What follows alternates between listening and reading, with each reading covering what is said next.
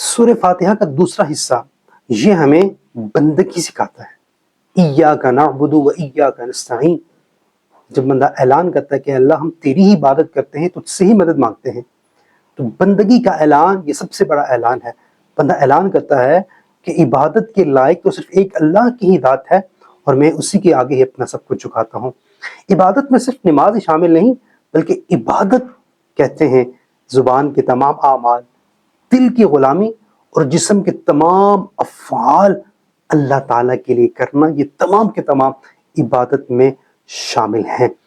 اور پھر اس کے ساتھ یہ جب اعلان کرتا ہے وَإِيَّاكَ نَسْتَعِينُ، تجھ سے ہی مدد مانگتے ہیں، اللہ کی ذات پر بھروسہ، اللہ کے حوالے سب کچھ کرنا، تو اللہ سے مدد مانگنا، رزق ہو یا صحت، مشکل ہو یا کامیابی، ہر حال میں طاقت کا سرچشمہ اللہ تعالیٰ کی ذات ہے۔